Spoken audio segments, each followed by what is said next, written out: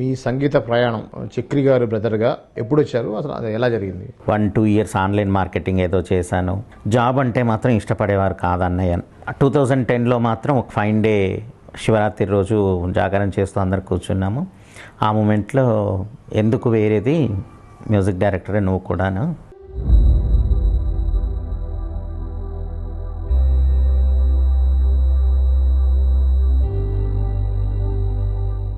అన్నయ్య మరణం సంబంధించినప్పుడు జరిగినటువంటి సంఘటనలు, ముఖ్యంగా చక్రి గారిని ఇష్టపడేవాళ్ళు, వారి పాటలను ఇష్టపడేవాళ్ళు కూడా చాలా బాధపడ్డారు.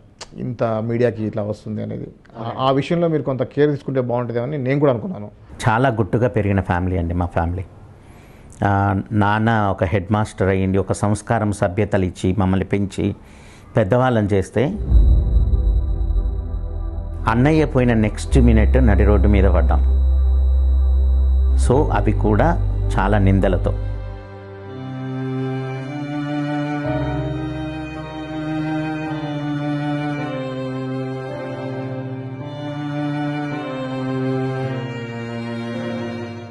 మహిత్ గారు ఇప్పుడు ఒక ప్రొడ్యూసర్ మీ దగ్గరికి రావాలి అంటే మహిత్ ఎటువంటి మ్యూజిక్ చేస్తాడు అని అనుకునేదానికి మీ సమాధానం? నన్ను కావాలనుకొని వచ్చిన ఎవరైనా ప్రొడ్యూసర్ రావాలనుకుంటే ఈ జోనర్ ఆ జోనర్ అని అనుకోవాల్సిన అవసరం లేదండి. నేను ఏ జోనర్లోనైనా సాంగ్స్ ఇవ్వగలను, మెప్పించగలను.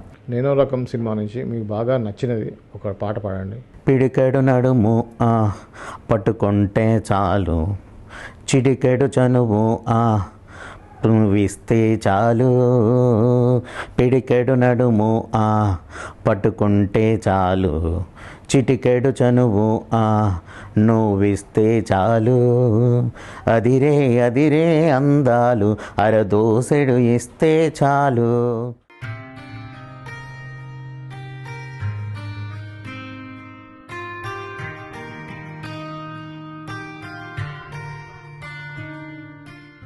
సంగీత దర్శకులు మహిత్ నారాయణ గారు ఇప్పుడు మనతో ఉన్నారు. నమస్తే అండి. నేనో రకం సినిమాకి మీరు సంగీతాన్ని అందించారు. మీ బ్రదర్ చక్రి గారు, పూరి జగన్నాథ్ గారు మంచి మిత్రులు. అలాగే నేనో రకం సినిమాకి వచ్చేస్తే పూరి జగన్నాథ్ బ్రదర్ హీరోగా, మీరు సంగీత దర్శకులుగా సినిమాని ఎలా సెట్ అయింది? అన్నయ్య ఇండస్ట్రీకి వచ్చారంటే జగనన్నయ్య కారణం. సో అన్నయ్య ఎప్పటి నుంచి పరిచయం, నాకు సాయంతో అప్పటి నుంచి పరిచయం ఉంది.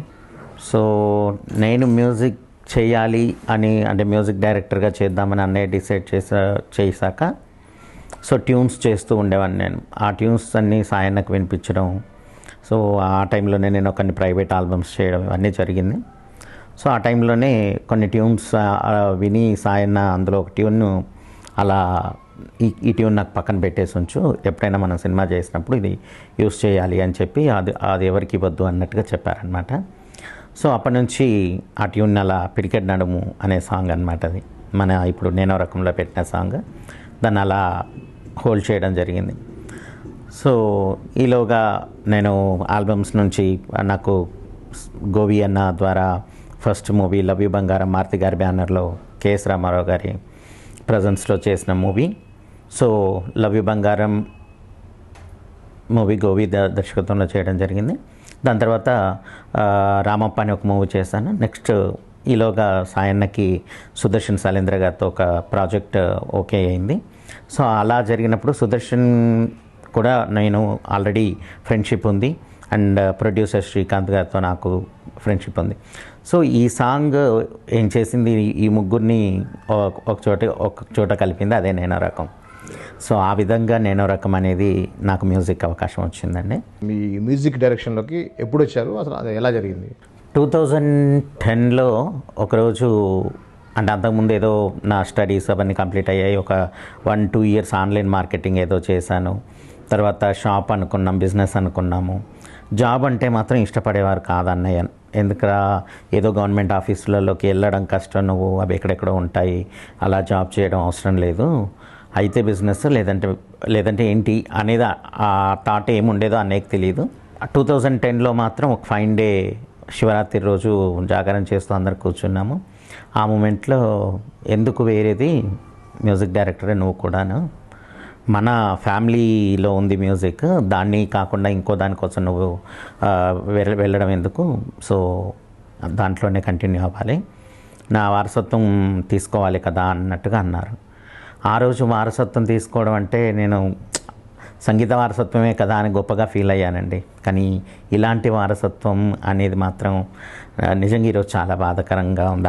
ఆ వర్డ్ని యూజ్ చేశారు, అంత ముందే తెలిసి ఆయన యూజ్ చేశారా ఏంటా అనేది నాకు మాత్రం అదొక నిజంగా బాధాకరమైన విషయం. ఇప్పుడు చక్రి గారు బేసికల్గా క్లాసికల్ మ్యూజిక్ అనేది ఏమైనా నేర్చుకుని ఉన్నారా?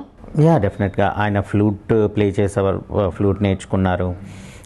తర్వాత క్లాసికల్ మ్యూజిక్ నేర్చుకున్నారు వరంగల్లో ఉన్నప్పుడు. ఇన్స్ట్రుమెంటల్గా ఉంది కానీ మీకు వోకల్ అనేది ఆయన సొంతగా వోకల్ కూడా నేర్చుకున్నారండి. అంటే కానీ మ్యూజిక్ కంటే కూడా సొంతగా వచ్చిందే ఎక్కువ. ఎందుకంటే నాన్నగారు మంచి సింగరు, అమ్మ సింగరు, అంటే బయట పాడరు కానీ అమ్మ ఇంట్లో తను చాలా మంచిగా పాడతారు.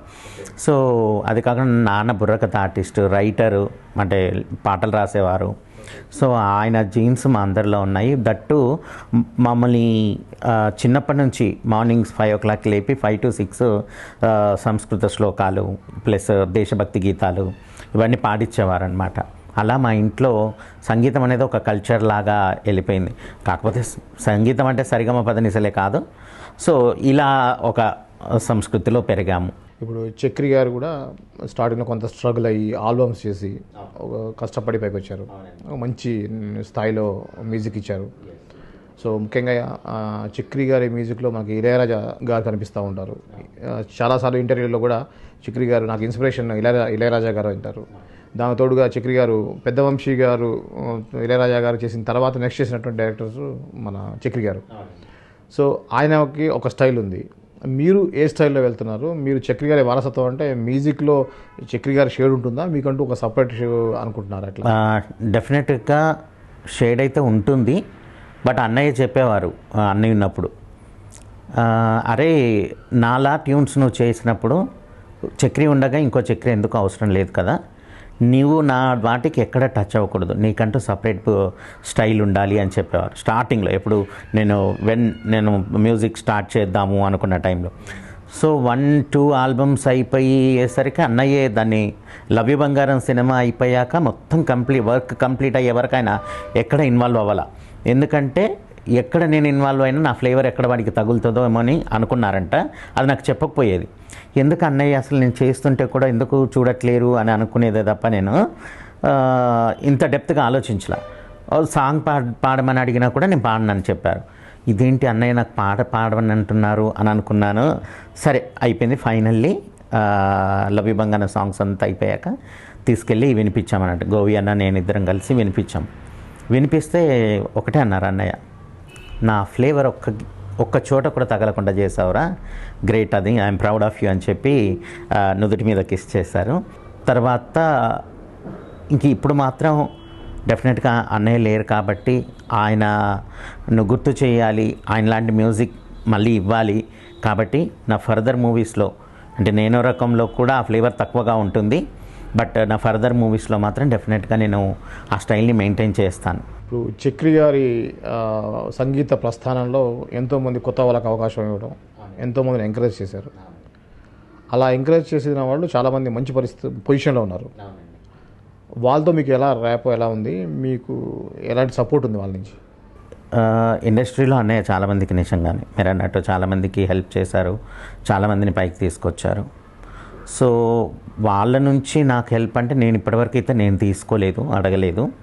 ఈ మూవీకి అయితే నేను అంటే నిజంగా వాళ్ళెవరితో నేను హెల్ప్ తీసుకుంది లేదు. చక్రి గారు నాకు కూడా చాలా పర్సనల్గా ఫ్రెండ్. సో చాలాసార్లు మేము కలవటం జరిగింది. ఆయన ఫ్రెండ్షిప్కి ఎంత విలువ ఇస్తారో నాకు బాగా తెలుసు. చాలా దగ్గర నుంచి చాలా నేను చూస్తున్నాను. అలాంటిది డైరెక్ట్గా ఆయన నుంచి హెల్ప్ తీసుకున్న వాళ్ళు మీకు హెల్ప్ చేసిన దాఖలాలు నాకైతే పెద్దగా కనపడలేదు. చక్రి బ్రదర్ వచ్చాడు, చక్రి గారు అనుకోకుండా ఆయన అందరికి దూరం అయిపోయారు. అటువంటి చక్రి బ్రదర్కి మేము చేయాలనేది వాళ్ళకి ఉందా? మీరు అప్రోచ్ కాలేదా, లేకపోతే వాళ్ళు మీకు చేయలేదా అనేది? అది ఏదైనా అయ్యి ఉండొచ్చు. బట్ నేను మాత్రం అంత డెప్త్గా వెళ్ళదలుచుకోలేదండి. ఎందుకంటే దేవిశ్రీ గారు సాంగ్ రిలీజ్ కోసం ఇలా అప్రోచ్ అయినప్పుడు ఆయన వెంటనే యాక్సెప్ట్ చేశారు. చేసి సాంగ్ రిలీజ్కి వెళ్ళాం మేము తన దగ్గరికి, చెన్నైకి వెళ్ళి సాంగ్ రిలీజ్ చేసుకోవడానికి వెళ్ళినప్పుడు ఆయన ఫస్ట్ మాట అదే మాట్లాడారు, చక్రి అంటే నాకు చాలా ఇష్టం. ఆయన పోయిన తర్వాత అసలు ఆయన అంటే ఆయన వారసత్వాన్ని ఎవరు కంటిన్యూ చేస్తారు అని అనుకునేవాడిని నేను. సో మహిత్ అనే ఒక తమ్ముడు ఉన్నాడని, తన మ్యూజిక్ ఇండస్ట్రీలో ఉన్నాడని నాకు తెలియదు. సో ఆయన రావడం, ఆయన పాటలు వినడం నాకు చాలా హ్యాపీగా ఉందని చెప్పి ఆయన నన్ను బాగా అప్రిషియేట్ చేశారు. సో ప్రతి ఒక్కరిలో ఉంటుందండి, డెఫినెట్గా ఉంటుంది. అంటే కాకపోతే టైం రాకపోతే చెప్పేది అంటే మీరు చెప్పేదాన్ని బట్టి మీ అప్రోచ్లోనే లోపం ఉండొచ్చు, అయ్యి ఉండొచ్చు, నాకు తెలియదు. సో కావచ్చు కూడా. అంటే నేను ఇప్పుడు అన్నయ్య ద్వారా బెనిఫిట్ అయిన వాళ్ళ దగ్గరికి వెళ్ళి నేను అడగకుండకపోవచ్చు.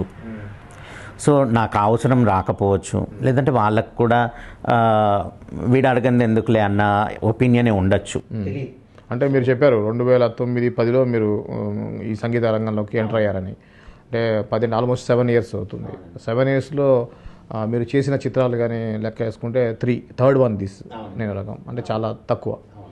సో దానికి ఏ కారణం? అంటే నేను సినిమా స్టార్ట్ చేసింది 2010 కాదండి, 2013 నా లవ్ యూ బంగారం స్టార్ట్ అయింది. సో 2013 నుంచి నా కెరీర్ స్టార్ట్ అని చెప్పచ్చు. ఎందుకంటే అంతకుముందు నేను సినిమాకి చేయడానికి రెడీగా లేను. సో నేను నా సంగీత సాధన, నేను నా ట్యూన్స్ చేసుకోవడం, ఆల్బమ్స్ చేస్తూ కెరీర్ని అంటే నాకు ఏమి నా దాంట్లో లోపాలు ఉన్నాయి తెలుసుకోవడం కోసం, ప్లస్ మార్కెట్లో నేను ఎలా ఉండాలి అని దాని మీద ఆల్బమ్స్ అనేది నాకు చాలా హెల్ప్ అయింది. సో నా కెరీర్ స్టార్ట్ అయింది 2013 అని చెప్పొచ్చు. 13 నుంచి 17 అయినా 5 years. 5 yearsలో 3 movies అనేది కూడా చాలా వర్స్ట్ రేషియో అని చెప్పచ్చు. I accepted that. సో ఒకటండి, అంటే అన్నయ్య కూడా ఈ విషయంలో చాలా నన్ను ఇది చేశారు. ఏంటంటే, అరే నాకు స్టార్టింగ్లో సినిమాలు వచ్చినప్పుడు ఏది వస్తే అది ఒప్పేసుకున్నాను, నువ్వు అలా ఒప్పుకోవద్దు. ఎందుకంటే అలా ఒప్పుకోవడం వల్ల ఎప్పుడు అలా ఒప్పుకోవాల్సిన పరిస్థితే వస్తూ ఉంటుంది. సో ఒక యూనిక్గా సెలెక్ట్ చేసుకోను మూవీస్. అది ఎవరిని ఏంటి అనేది నేను చెప్పను, నీకు తెలియాలి, నువ్వు ఎలా చూస్ చేసుకుంటున్నావు అనేది నీకు తెలియాలి. అలా చూస్ చేసుకొని మాత్రమే సినిమాలు చెయ్యి, లేట్ అయినంత మాత్రాన నీకు నష్టం లేదని చెప్పారు కెరీర్ స్టార్టింగ్లో. క్వాంటిటీ కంటే కూడా క్వాలిటీకి ఇంపార్టెన్స్ ఇవ్వను. ఈరోజు నేను రకం లాంటి మూవీ పడ్డానికి కారణమైన, లవ్ యూ బంగారం అంత మంచి బ్యానర్లో చేయడానికి కారణమైన నా బాబేనండి. చిన్న సినిమాలు చాలా మంది అప్రోచ్ అయ్యారు. చాలామంది నిజంగా నన్ను అప్రోచ్ అయిన సినిమాలు షూటింగ్ వరకు వెళ్ళనివి కూడా ఉన్నాయి. నేను ఒప్పుకొని ఉంటే అవి కూడా వేస్ట్ అయిపోయేది.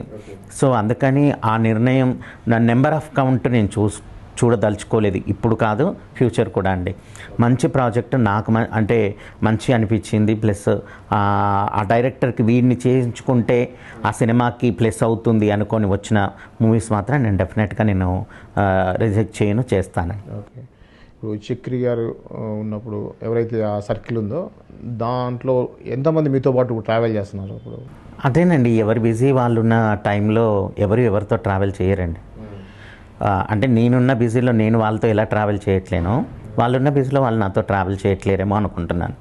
అన్నయ్య మరణం సంబంధించినప్పుడు జరిగినటువంటి సంఘటనలు మిమ్మల్ని ఎలా బాధించాయి? ఇంకోటి, ఆ టైంలో సంగీత ప్రేమికులు అందరూ, ముఖ్యంగా చక్రి గారిని ఇష్టపడేవాళ్ళు, వారి పాటలను ఇష్టపడేవాళ్ళు కూడా చాలా బాధపడ్డారు. చక్రి గారి ఫ్యామిలీ ఇలా జరిగింది, ఇంత మీడియాకి ఇట్లా వస్తుంది అనేది, ఆ విషయంలో మీరు కొంత కేర్ తీసుకుంటే బాగుంటుందేమని నేను కూడా అనుకున్నాను. అప్పుడు జరిగినటువంటి విషయాలకు సంబంధించి మీరు ఏమైనా కామెంట్ చేస్తారా? డెఫినెట్గా అండి. అది ఒక చాలా మా లైఫ్లో మమ్మల్ని చాలా గుట్టుగా పెరిగిన ఫ్యామిలీ అండి మా ఫ్యామిలీ. నాన్న ఒక హెడ్ మాస్టర్ అయ్యింది, ఒక సంస్కారం సభ్యతలు ఇచ్చి మమ్మల్ని పెంచి పెద్దవాళ్ళని చేస్తే, అన్నయ్య పోయిన నెక్స్ట్ మినిట్ నడి రోడ్డు మీద పడ్డాం. సో అవి కూడా చాలా నిందలతో, మా కుటుంబానికి జరగాల్సింది కాదది. దాంట్లో నేను జాగ్రత్త పడడం అంటే చేసేది ఏం లేకుండా పోయింది. ఎందుకంటే అందరినీ రిక్వెస్టింగ్గా నేను అడిగాను, ఫ్యామిలీ అన్నాక కొన్ని అడుగు తొడుకులు ఉంటాయి, అవన్నీ మేము తేల్చుకుంటాము అని మీడియా వాళ్ళందరికీ కూడా నేను దండం పెట్టి అడిగాను. బట్ వాళ్ళు కూడా ఏమి చేయలేని పరిస్థితుల్లో ఆవిడ సిచ్యువేషన్స్ అన్నీ అలా తీసుకెళ్ళిపోయారు. సో దానికి ఎవరు బాధ్యులు కారు, ఆమె మాత్రమే బాధ్యురాలు. సో దానికి ఎవరిని మనం బ్లేమ్ చేయడానికి లేదు. సో నేను ఇంకా అణిగి ఉండడానికి అక్కడ ఇంకేమీ లేదండి. అంటే నాకు అనిపించిన ఫీలింగ్ ఏంటంటే అండి, ఇప్పుడు మీ వదిన గారు ఎవరైతే ఉన్నారో రకరకాల మీ మీద ఆరోపణలు చేశారు. తను చేసినప్పుడు మీరు కూడా మీడియా ముందుకు వచ్చి చేయకుండా ఉంటే బాగుండేదేమో. అలానే ఉన్నామండి. 15th డే కూడా మదరే విషం పెట్టి చంపింది అనే టైంలో కూడా మేము మీడియా ముందుకు రాలా. ఎందుకంటే ఎవరో పెద్దలు వస్తారు, దీన్ని అనగా తొక్కుతారు అని చెప్పి, అంటే సద్దు పడేస్తారు అని చెప్పి 1 డే అంత టైం ఇచ్చాం. ఎవరు రాలేదండి. తప్పని పరిస్థితులు మాత్రం ప్రపంచమంతా మీరు దోషులు అని నిర్ణయం తీసుకునే టైంలో ఇంకా రాక తప్పక వచ్చామండి. అంతేకాని మా కుటుంబాన్ని, మా అన్నయ్య పరువుని బయట పడేయాలి అన్న కాన్సెప్ట్, ఇంట్రెస్ట్ ఎవరికీ లేదు, మాకు ఎవరికీ లేదు. ఎవరిని బ్లేమ్ చేయాల్సిన అవసరం మాకు లేదండి. ఇప్పుడు ఏంటంటే ఇంకా కోర్టులో ఉందండి, అది కోర్టుల పరిధిలోనే ఉంది. ఓకే. తన ఇంటెన్షన్ ఏమై ఉంటారంటారు? ఇప్పుడు తను కూడా, ఇప్పుడు చక్రి గారి ఫ్యామిలీ బయటపడిందంటే తను కూడా బజార్న పడినట్టు లేదండి. ఎలా అవుతుంది? తను చక్రి గారి ఫ్యామిలీ అవ్వదు. చక్రి గారి ఫ్యామిలీ అయితే చక్రి గారి కోసం ప్రతి సంవత్సరికం చేయాలి, ఆయన బర్త్డేలకు కార్యక్రమాలు జరపాలి, ఆయన పేరు మోస్తూ ఏది చేయాలి. 2 నెలల్లో అమెరికాకి వెళ్ళిపోయిన ఆవిడకి నా కుటుంబం అని ఎందుకు అనుకుంటారండి? ఆవిడే కాదండి, ఎవరు అనుకోరు. ఎందుకంటే వాళ్ళకు మళ్ళీ లైఫ్ ఉంటుంది, చూసుకోవాలి. అది నేను తప్పని కూడా అనట్లా. కానీ దానికోసమే మమ్మల్ని బ్లేమ్ చేయాల్సిన అవసరం అయితే లేదు, అది నేను చెప్పేది. ఓకే అండి. ఇప్పుడు మీ కుటుంబం సంబంధించింది ఒక ఇష్యూ అయితే, చక్రి గారు ఒక ఫిలిం సెలబ్రిటీ మ్యూజిక్ డైరెక్టర్ కాబట్టి ఫిలిం ఇండస్ట్రీకి సంబంధించి ఎందుకు ముందుకు రాలేదు? మీరు అప్రోచ్ అయ్యారా? అప్రోచ్ అయినా వాళ్ళు రాలేదా?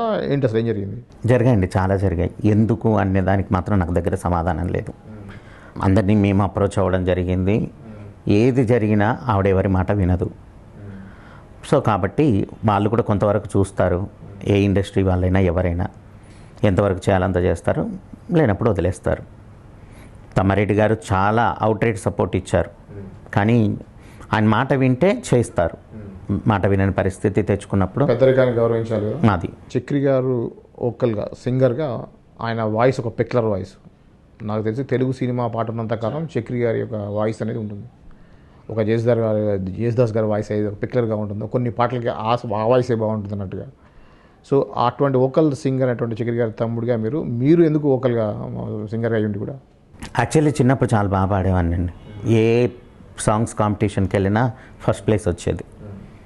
వెన్ నా వాయిస్ అంటే 10th ఆ టైంలో మెచ్యూర్డ్ అవుతుంటుంది చూడండి, ఆ టైంలో ఎందుకో మాట్లాడితే బేస్గా ఉంటుంది, మైక్ వెళ్తే పేలగా అయిపోతుంది. సో అప్పటి నుంచి నా వాయిస్ అంటే నాకు నచ్చడం మానేసింది. సో నేను పాడుతాను, నా ట్యూన్స్ అని నేను పాడి సింగర్లకు ఎక్స్ప్లెయిన్ చేస్తాను, అన్నీ నా ట్యూన్స్ నేను పాడుతూనే చేస్తాను. సో ఇదంతా ఓకే, కానీ ఒక సింగర్గా పేరు మోయడం నాకు ఇష్టం లేదు.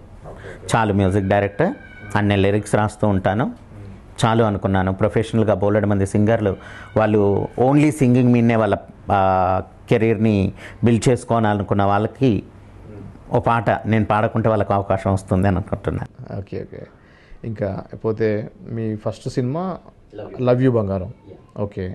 సో దాని ఆడియో ఎలా జరిగింది? దానికి ఎవరెవరిని మీరు తీసుకున్నారు? కొత్త వాళ్ళని ఇంట్రడ్యూస్ చేశారా? తీసుకున్నానండి. అక్కడకు లవ్ యూ బంగారం వచ్చేసి కొత్త రైటర్స్ రాశారు. సురభి శ్రావణి అని తను ఫస్ట్ టైం పాడింది.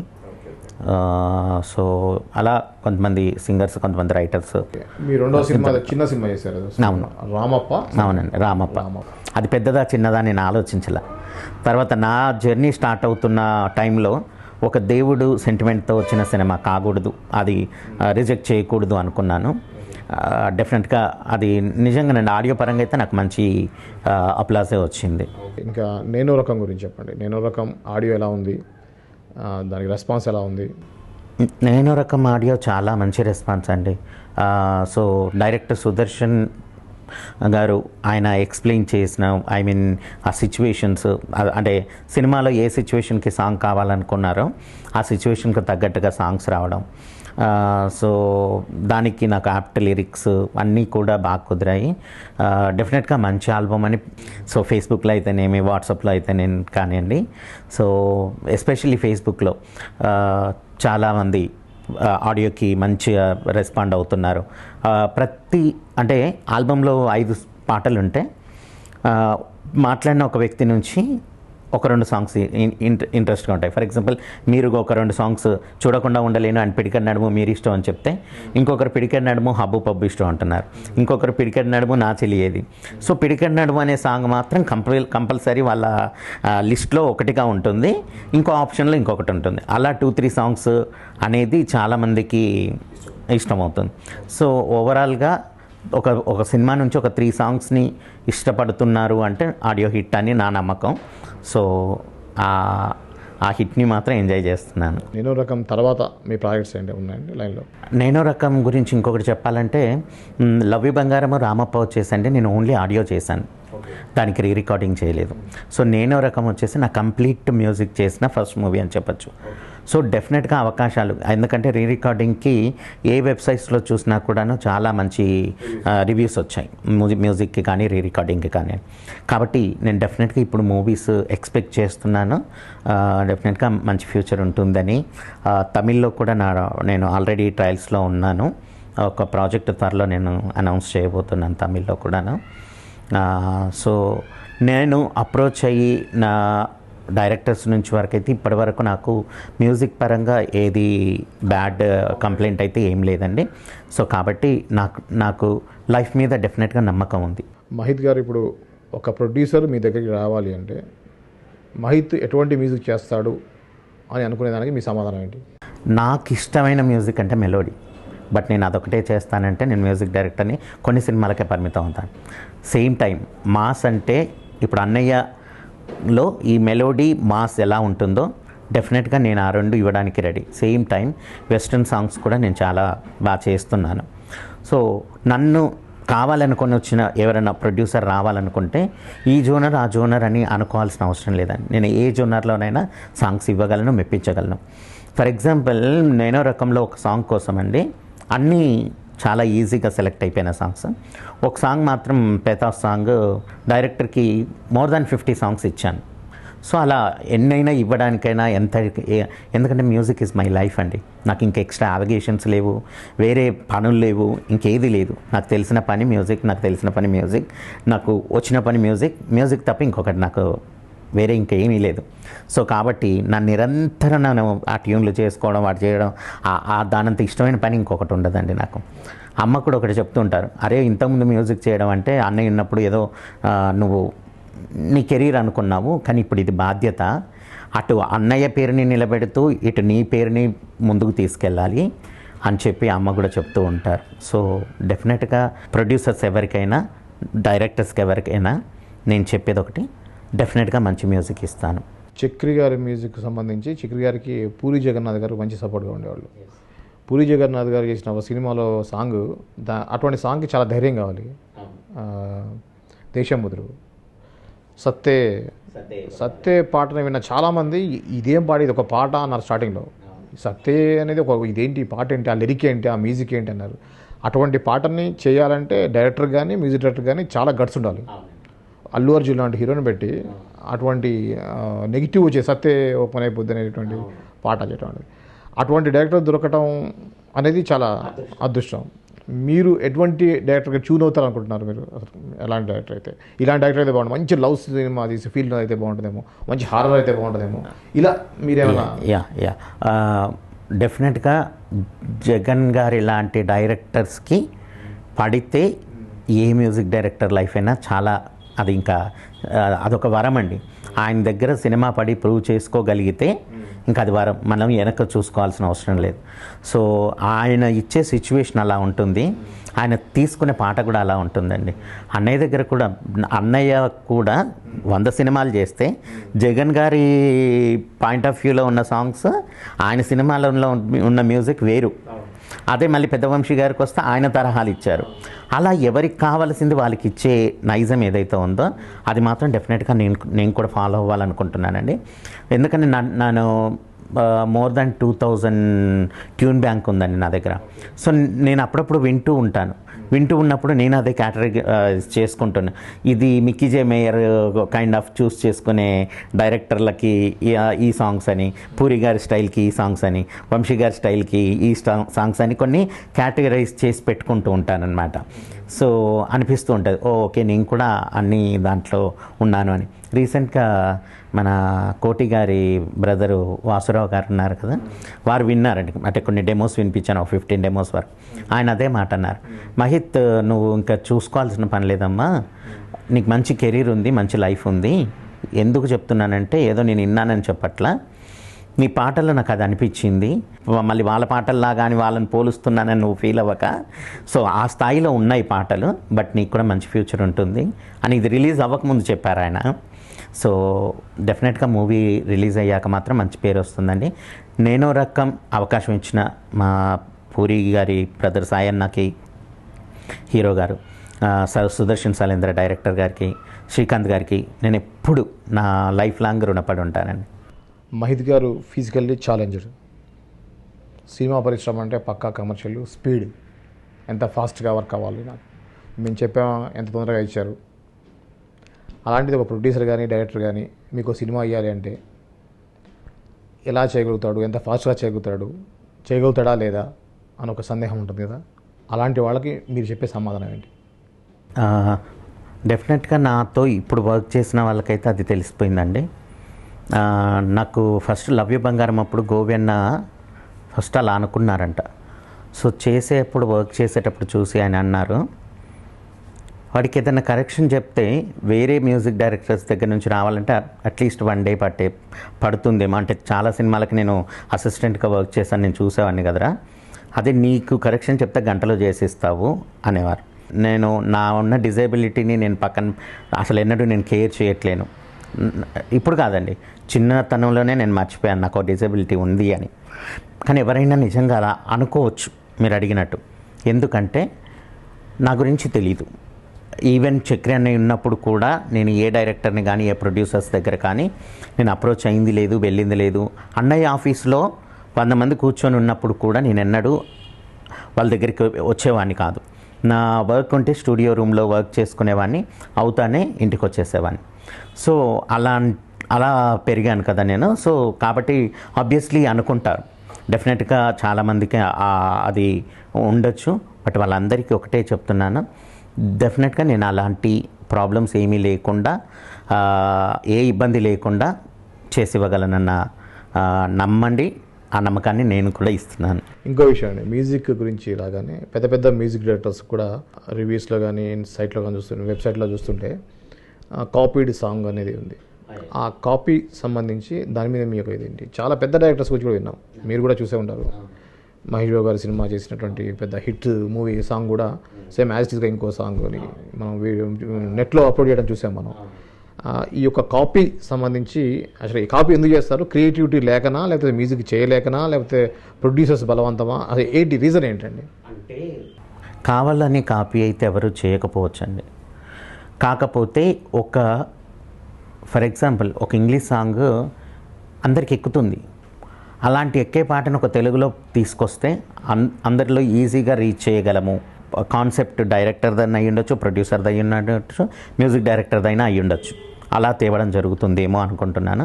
నాకు నిజంగా నా ఫస్ట్ డైరెక్టర్కైనా ఇప్పుడు నేను రకం డైరెక్టర్ గారికైనా ఒకటే చెప్పాను, నేను మీకు కావాలంటే ఎన్ని ట్యూన్లైనా ఇస్తాను, అందరూ సెలెక్ట్ చేసుకోండి, కానీ కాపీ మాత్రం నన్ను అడగద్దు అనేది ఫస్ట్ నేను చెప్పానండి.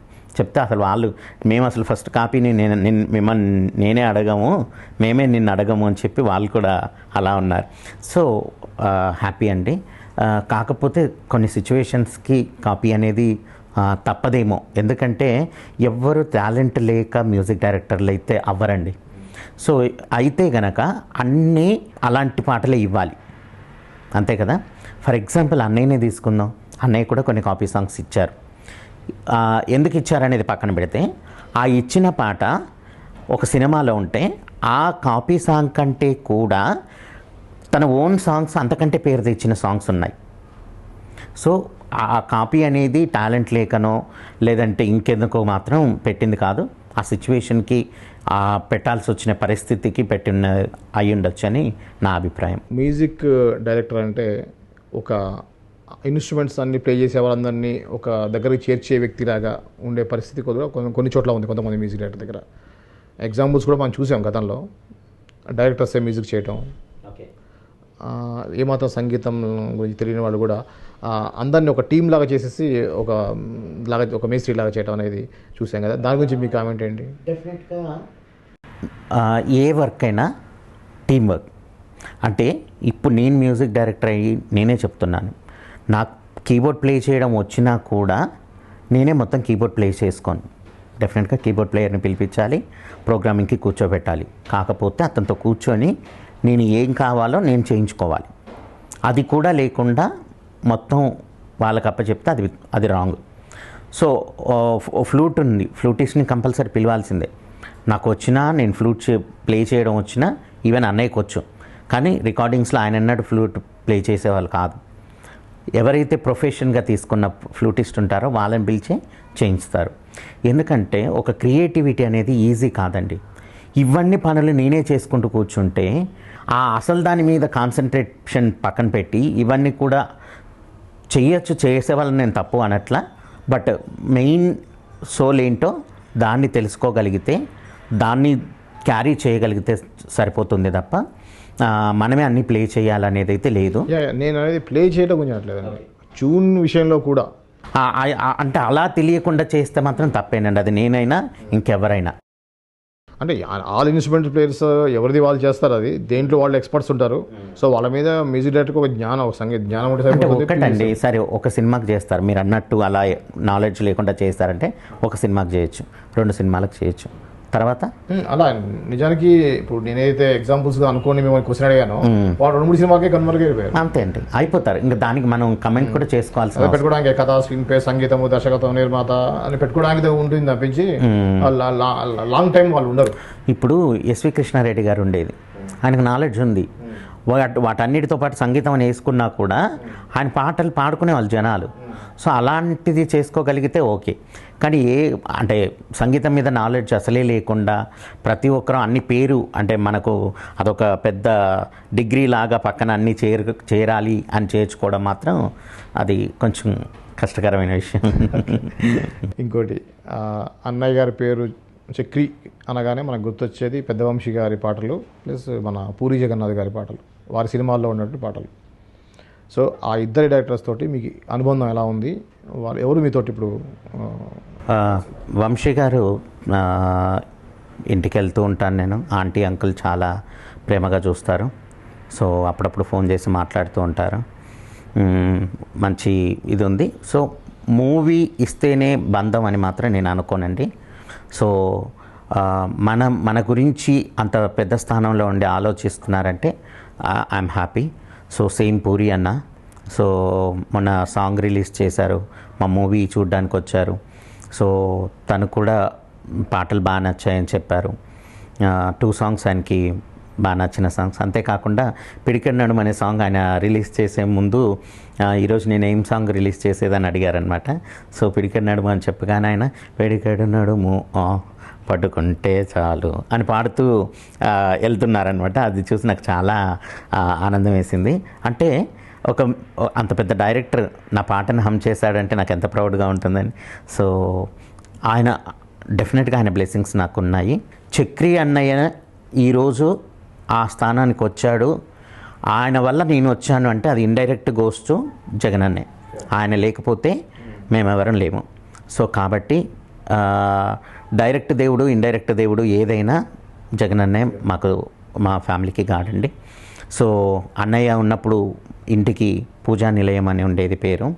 సో డెఫినెట్గా ఫ్యూచర్లో నేను ఇల్లు కట్టుకుంటే చక్రి పూజా నిలయం అని మళ్ళీ ఆ ఇంటికి పేరు పెట్టుకోవాలని చాలా కోరికగా ఉంది. పూజా నిలయం అని ఎందుకు పెట్టారు దాన్ని? పూరి జగన్నాథ్. ఓకే, పూజ అంటే పూరి జగన్నాథ్. అంత ఇష్టం అండి అన్నయ్యకి, చక్రి అన్నయ్యకి జగన్ అన్నయ్య అంటే. డెఫినెట్గా మా ఫ్యామిలీ అందరికీ ఆయన అంటే చాలా ఇష్టం. సో ఆ ఫ్యామిలీలో ఉన్న సాయన్నతో నా ఫుల్ ఫ్లెడ్జ్డ్గా ఫస్ట్ మూవీ లాగా వస్తున్న ఈ మూవీకి మ్యూజిక్ చేయడం, సాయన్నకి మళ్ళీ ఇది సినిమా హిట్ అవ్వడం, ఆ విషయంలో కూడా నాకు చాలా హ్యాపీగా ఉంది. సో ఫర్దర్గా సాయన్న మూవీస్ ఇస్తారు డెఫినెట్గా, అది నేను ఎక్స్పెక్ట్ చేస్తున్నాను. ఇచ్చినా ఇవ్వకపోయినా ఆయన సక్సెస్ అయిన మూవీలో మహిత్ అనే మ్యూజిక్ డైరెక్టర్ ఆయన చేసిన మూవీలో నేనో రకంకి మహిత్ మ్యూజిక్ డైరెక్షన్లో ఒక హిట్ ఉన్నదంటే అది నాకు చాలా ఆనందం అండి. సో అన్నయ్య మంచి, సాయన్న చాలా నాకు ఎంకరేజింగ్గా ఉంటారు. నేను ఏ ట్యూన్ చేసినా అన్నయ్యకి వినిపిస్తాను, వినిపించగానే బాగుంటే బాగుందని చెప్తారు, లేదంటే నిర్మోహమాటంగా వదిలేరా ఇది ఇంకోటి వినిపించి అంటారు. సో అలా ఆయన నా 2000 బ్యాంక్లో ఈజీగా ఆయనకు ఒక 500-600 సాంగ్స్ ఆయన పాడుకునే అంత ఫెమిలియర్ సాంగ్స్ ఉంటాయి. అంత క్లోజ్ అసోసియేషన్ ఉంది సాయన్నకి నాకు. సో మా డైరెక్టర్ చాలా కష్టపడి చాలా అంటే మంచి స్టోరీని చూస్ చేసుకొని మంచి, అంటే ఆయన పేరు సుదర్శన్ అండి. నిజంగా ఒక సుదర్శనుడు అంటే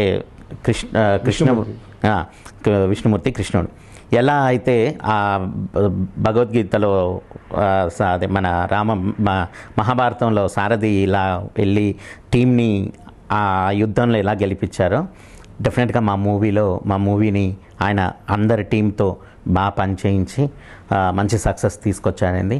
ఎందుకంటే సాయన్న కెరీర్లో కూడా మంచి సక్సెస్ ఈ మూవీ. సో మా డైరెక్టర్కి డెఫినెట్గా నేను ఎప్పటికీ థ్యాంక్ఫుల్గా ఉంటాను. మా ప్రొడ్యూసర్ దీపా శ్రీకాంత్, ఆయన కూడా అండి చాలా చిన్న ఏజ్, 28 years. ఈ ఏజ్లోనే ఆయన ఎంత ఎఫర్ట్ పెట్టి మూవీ చేయించారంటే అంత ఎఫర్ట్ పెట్టి మూవీ చేశారు. సో ఎక్కడ ప్రొడక్షన్కి ఇది అవ్వకుండా చాలా బాగా తీసుకొచ్చి రిలీజ్ చేసిన మూవీ. డెఫినెట్గా ఒక ఫ్యామిలీ అందరూ కూర్చొని చూడదగ్గ సినిమా అండి మా సినిమా నేనో రకం. ఎలా అంటే ఈ రోజుల్లో చాలా సినిమాలు తల్లి తండ్రి కూతురు కొడుకు వెళ్తే పిల్లల ముందు తల్లిదండ్రులు చూడలేని సీన్లు కొన్ని, తల్లిదండ్రుల ముందు పిల్లలు చూడలేని సీన్లు చాలా ఉంటాయి. డైలాగ్స్ వినలేని డైలాగ్స్ ఉంటాయి. అవి ఏవీ లేకుండా చాలా నీట్గా ఒక తండ్రి కూతురి ప్రేమను బేస్ చేసుకొని చేసిన మూవీ అండి. చాలా బాగా వచ్చింది. శరత్ కుమార్ గారు మంచి కీ రోల్ ప్లే చేశారు. అవన్నీ కూడా మా సినిమాకు యాడ్ అయ్యాయి. సినిమా చూసిన ప్రతి ఒక్కరు రికార్డింగ్ చాలా బాగుంది, సెకండ్ హాఫ్ రికార్డింగ్తో మూవీ చాలా హైలైట్ అయిందని చెప్పి కూడా మంచి కామెంట్స్ వస్తున్నాయండి నాకు. నేనో రకం సినిమా నుంచి మీకు బాగా నచ్చినది ఒక పాట పాడండి. చెప్పాను బేసిక్గా నేను సింగర్ కాదని, బట్ ట్రై చేస్తాను. అంటే పిడికెట్ నడుములో ఒక చిన్న బీట్, అంటే డ్రమ్స్తోనో వీటితోనో కాకుండా నోటితో వేసిన బీట్ అనమాట. దాంతో అది జుమ్ పుచాక్ పుచాక్ జుమ్ పుచాక్ పుచాక్ అని స్టార్ట్ అయ్యి పిడికెడు నడుము పట్టుకుంటే చాలు, చిడికెడు చనువు నువ్విస్తే చాలు, పిడికెడు నడుము పట్టుకుంటే చాలు, చిటికెడు చనువు నువ్విస్తే చాలు, అదిరే అదిరే అందాలు అరదోసెడు ఇస్తే చాలు. ఇలా సాగుతుందండి సాంగ్. జాసీ గిఫ్ట్ గారు పాడారు, చాలా బాగా పాడారు. ఈ సాంగ్ని చల్లగాలి అనే పేరుతో నేనే రాయడం జరిగిందండి. చల్లగాలి వచ్చేసి అన్నయ్య పెన్ నేమ్. సో ఆయన పెన్ నేమ్ని అలా కంటిన్యూ చేద్దామని చెప్పి చేస్తున్నాను. సినిమా పాటలు కాకుండా వేరే చాలా ఆల్బమ్స్ కలెక్షన్స్ చేశారు కదా, ఆ సాంగ్స్లో మీకు బాగా ఇష్టమైన పాట ఏదైనా ఉందా? బాగా మీరు ఉన్నాయండి.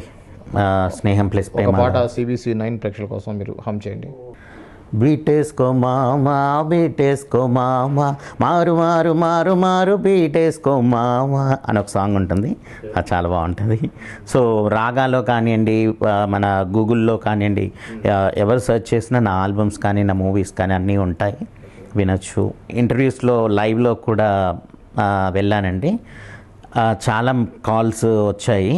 సో ప్రతి ఒక్కరూ నన్ను బ్లెస్ చేస్తుంది ఏంటంటే, ఆ టీవీలో చూస్తుంటే చక్రి లాగానే మళ్ళీ చక్రి వచ్చాడా అని ఫీల్ అవుతున్నామని చెప్పి నాతో కంటతడి పెట్టించిన వాళ్ళు కూడా చాలామంది, సేమ్ టైం ఆయనలా మంచి మ్యూజిక్ చేసి మంచి పేరు తెచ్చుకోవాలని బ్లెస్ చేసిన వాళ్ళు చాలామంది ఉన్నారు. డెఫినెట్గా వాళ్ళందరి ఆశీర్వాదాన్ని అన్నిటినీ తీసుకొని కంపల్సరీ సక్సెస్ అవ్వాలండి, తప్పదు. ఎందుకంటే అమ్మకి ఉన్న సోర్స్ నేను ఒక్కనే, ఇంకా సో అమ్మ కోసమైనా అవ్వాలి, తప్పదు. నేను చివరిగా మిమ్మల్ని ఒక ప్రశ్న అడుగుదాం అనుకుంటున్నాను. తెలంగాణ నుంచి మీరు belongs to Telangana, I think you are Warangal జిల్లా అనుకుంటా మీరు కదా. ఇప్పుడు మహబూబాబాద్ అదే డిస్ట్రిక్ట్ అయిపోయింది ఇప్పుడు. సో తెలంగాణ నుంచి వచ్చిన సంగీత దర్శకుల్లో నాకు తెలిసి చక్రి గారి అనుకుంటాండి, ఇంకెవరు లేరు అంటున్నారు. దాదాపుగా నాకు తెలిసి అయితే ఎవరు లేరు. సో ప్రభుత్వం నుంచి మీకు ఎటువంటి ఎంకరేజ్మెంట్ ఉంది, మీరు ఏమి ఎక్స్పెక్ట్ చేస్తున్నారు? తప్పకుండా అండి, గవర్నమెంట్ నుంచి సహకారం కావాలి. ఎందుకంటే అన్నయ్య చేసిన జైబోలో తెలంగాణ అనేది ఉద్యమం నడిపించడానికి ఒక కారణం అండి. ఆ ఉద్యమము సాగుతున్న టైంలో ఆ జైబోలో తెలంగాణ సాంగ్స్తో చాలామంది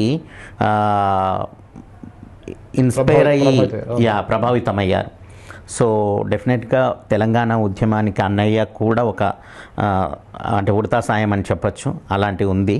కాబట్టి ఆయన పేరున సిటీలో హైదరాబాద్లో ఒక విగ్రహం పెట్టాలని నేను గవర్నమెంట్ని విజ్ఞప్తి చేసుకుంటున్నాను. నా పర్సనల్గా రిక్వెస్ట్ ఏమైనా ఉన్నా కూడా గవర్నమెంట్ని కలుస్తాను.